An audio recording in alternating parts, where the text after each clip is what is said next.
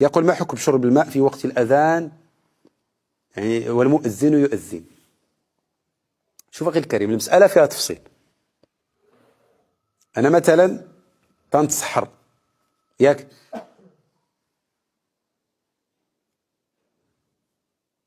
وغادي نجاوبوا حنا على شقين. أنا قال واو في وقت الأذان ما بينش من الأذان، مش أذان الصبح ولا أذان المغرب.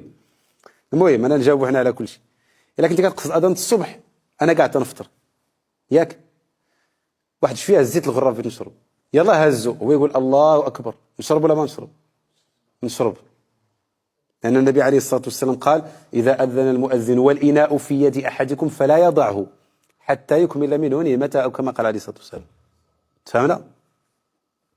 ولكن شوف، قال والإناء في يد أحدكم، ماشي محطوط ليه أو لا القرعة في الثلاجة ولا تا أد الأذان اللي تنجري أنا بغيت نشرب، لا، أد الأذان صافي حبس، خصك تحبس إلا يعني أذن الشرع ورخص فيما يكون في يدك.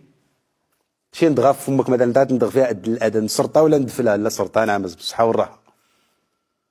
الشرع الحمد لله اش فيه يسر، ما فيهش التكلف والتعنت والتشدد. الغراب في يديك قد المؤذن شرب، لأن النفس تعلقات به، لكن ما في يديكش خلاص حبس. هذا بالنسبة لاش؟ بالنسبة للفجر. بتقولي قضية تاع لا واش يأذنوا في الوقت ما تيأذنوش في الوقت، هذيك المسألة خليك منها، حطت لي دينك، أذنوا الناس حبس. تفهمنا؟ ما تدخلش انت في هذه المتاهات، لأن النبي عليه الصلاة والسلام اش قال؟ الحلال بين، الحرام بين، واش كاين بيناتهم؟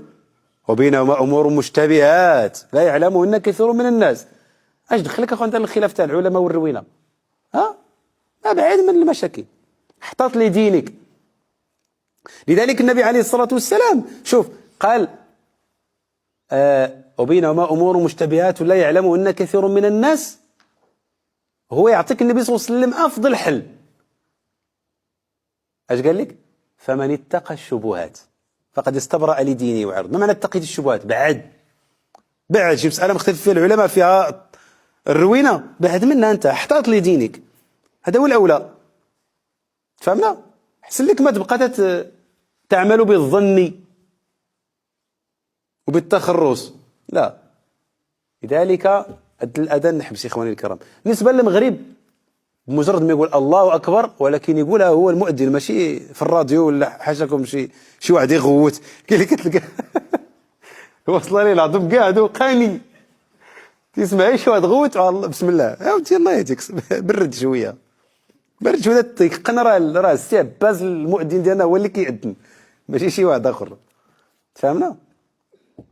مجرد ما كيأذن، مجرد ما يقول الله اكبر تشرب، ماشي بالضروره ان ينتهي الاذان، لان الاذان شنو؟ اعلام بدخول الوقت. صافي اعلامك المؤذن، مجرد ما تقول الله اكبر راه علمك بانه دخل وقت الحل، صافي صار الطعام والشراب لك حلالا.